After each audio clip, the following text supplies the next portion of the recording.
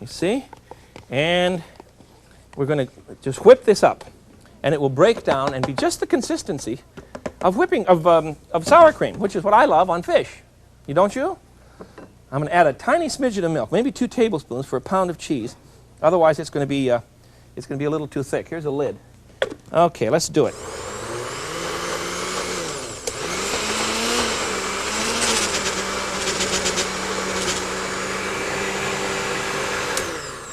Swish that down a bit here. We're going to blend with this a bit of mayonnaise. There, we got it. Now it's going. This always works when I'm home alone, you see, but whenever you show up, I get into trouble. I can't understand it. There we go. It's talking.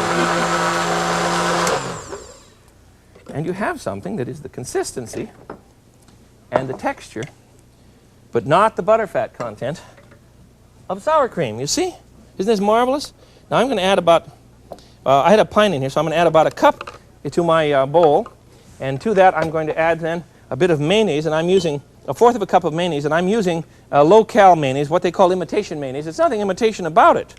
It simply means that it's not as high in fat content as the other mayonnaise that we normally buy.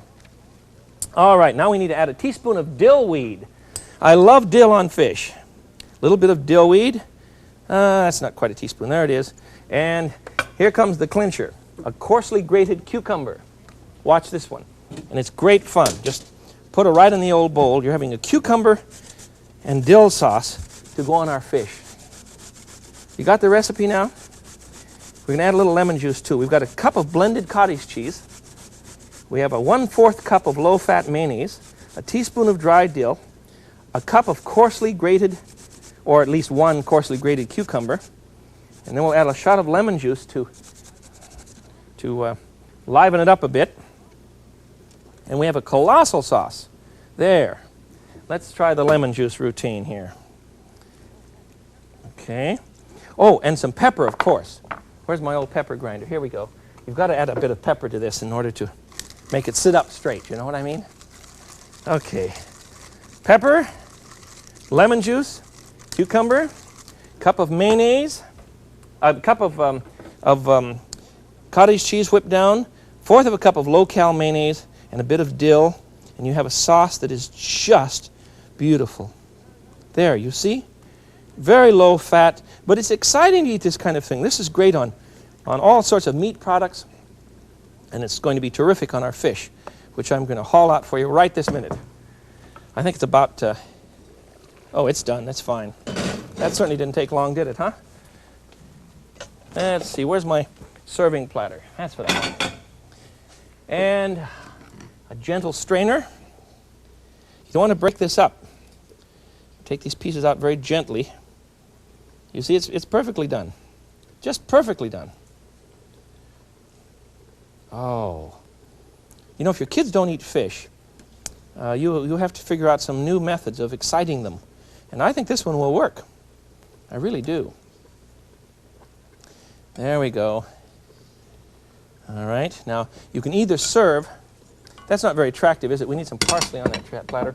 You can either serve, this is a dish with the cucumber sauce right on the top, as I'm going to do now, or you can, of course, add it on the side. But I would like to spoon it on the top in a kind of a pattern right down the center here, and allow everyone to... When it isn't fun to sit down and eat something that you know is legitimately good for you. It isn't loaded with salt and fat, and there's a good dish for you. Fish poached with cucumber and dill sauce. And it's inexpensive, too, and it's very good for you. I want to set this aside, and I'll show you another dressing I want you to try. Using the same kind of principle here, let's try a dressing using a bit of the same mixture. Find enough bowls here. Do you have the same trouble in your house? I never have enough bowls. I put them somewhere so I wouldn't forget them, and I've forgotten them. Let's try. Let's just mix it on a little platter here. I'm going to blend in to my... I have a good half cup of sour cream, mock sour cream remaining here. And I'm going to blend into that a bit of caper. You just do this to taste now. Don't worry about what I'm doing. a bit of French capers. See?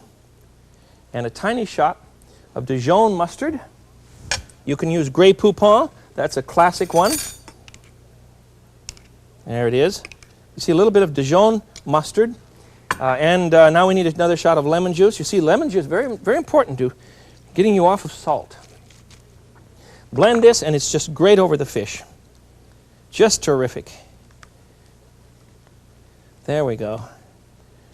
Very different sauce from the first one. The first one is rather mild. This one will have a bit of additional flavor from the mustard and the capers. Terrific.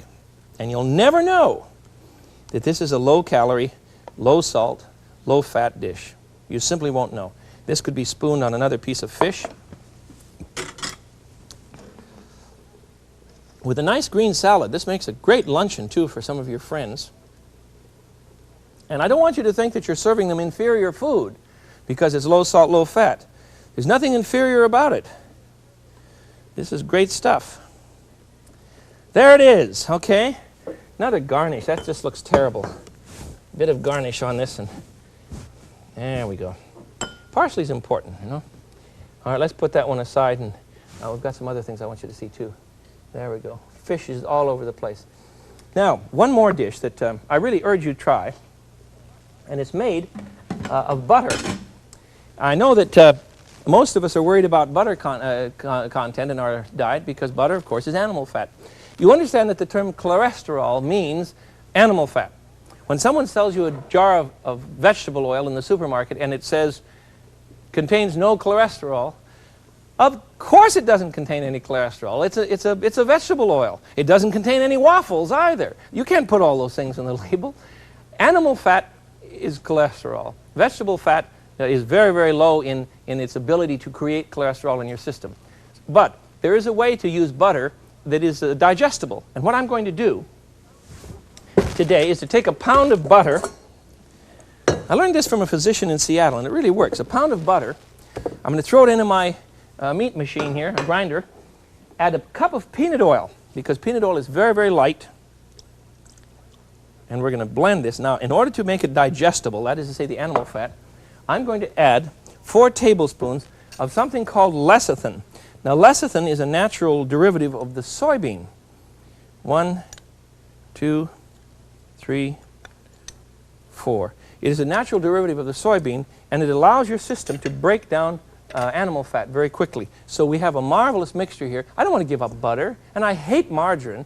I'm convinced that a margarine that has been hydrogenated, you see, or put under enough pressure to make it solidify, is really no better for you than good butter. But this is making butter even better, so we're going to stick with that. And my physician agrees with me, all right? Here we go. Let's grind it up. And it'll be a little thin now, but once you put this back in the refrigerator and chill it, it will be perfectly good for spreads, and it'll hold up well, you see. There we go. We'll just let that. I lost a chunk there, didn't I? We'll just let that mix up. Take just a moment. There we go. Have your butter at room temperature. Mine was a little bit cold, and it didn't break up quick enough, but it's going fine now. There you are. Another thing you might do is to consider sautéing vegetables. For instance, I have 3 here that would be great in a sauté sauce, so that I could have something in the refrigerator that I could use as a seasoning whenever I find something on my table that's a little bland. So I would sauté a handful of chopped onion, a handful of carrots, and a handful of celery. Sauté this, just cook it down a bit with some olive oil and or some peanut oil if you prefer, and a bit of garlic. And then I would add a blend of herbs. And you can do anything you like. My blend consists of, I'm going to add this blend right to the pan. You see, my blend consists of a little bit of bay leaf, and then to my own taste, rosemary, sage, thyme, and marjoram, and of course some black pepper. And you will have a beautiful dish that can help you in the great battle against the salt and against the animal fat craze. You know, our heart, there, it's about done. I'll show you what we get here. There we are. Now, this has to beat a little bit more, but once you refrigerate this, it will be perfectly solid, just like butter. And it can be used for spreads. You can cook with it, do anything you want. It'll work out well. And it's much better for you than plain butter. Now, back to the heart routine. How much salt do we eat each year? I have two sons that mainline French fries. It's terrible for them on two counts. One, they're eating too much salt, and two, they're eating animal fat that has been heated to the point where it's beginning to burn. And we found now that heated animal fat is a carcinogen. That is to say, it probably causes cancer. So we have to be careful about buying those things. Now, someone is going to yell, gee whiz, I make French fries for a living. Well, if you make them carefully, that's fine. I would much rather bake mine in the oven than to deep fry them. That's why I tell my boys that they can have one package of French fries a month at their favorite drive-in. Every once in a while, you have to pork out. Every once in a while, you'll catch me in a great rib house here in Chicago, just gobbling up those pork ribs. But I don't do it very often. I do it rarely. Because last year, we consumed 15.5 pounds of salt per person in this culture. That is 6 times more salt than doctors figure our system can even handle. 6 times more than we can even handle. This year it's falling a bit. We're getting off salt, and I'm glad for that. Coronary disease kills off, literally, is responsible for the deaths of 53% of all of the people that die in our culture each year. 53%. Secondly is everything else you can imagine. That's 23%. 6% accidents, and cancer is only 17%. 53% is due to heart disease. Now, we've got a serious problem on our hands. It comes about from an age of abundance. We love salt. We love fat. We don't want to give these things up. I don't know how to tell you about my love for schmaltz, for good kosher cooking, you see. But we've got to begin to understand that the buildup of salt and fat in our system is going to kill us off. We want to live to be old enough to watch our grandkids. Remember the line? And certainly, our eating habits are the place where our longevity really begins. The 53% of people who die because of heart disease each year, coronary disease, can attribute their death to their diet. That's a terrible thing. So the next time you say to someone, I love you, eat. Be sure that you're saying, I really do love you. Don't eat that stuff. Eat this. Stay away from instant foods and prepared foods if you possibly can. Knock off the salt. And when you have a party, give all of your kids a hug, and your husband a hug too, and understand that the reason that you're feeding them is because you love them. You're not feeding them to try and kill them off. And the way we can do that is to cut down on salt and fat. So I've prepared 3 dishes for you today. I have a dish of chicken with apricot glaze containing a little bit of dill and tarragon, a bit of wine and garlic. I have a poached fish dish with a cold cucumber sauce made of whipped up cottage cheese. And thirdly, I have a white fish with a tarragon, with a caper and mustard sauce. And finally, we talked about a Mirepoix, and I did some butter for you. That's it. Keep cooking. It's important that we keep each other alive as long as possible and have a good time. I'm glad you're with me. Until we're together again, this is the Frugal Gourmet. I bid you peace. Bye-bye.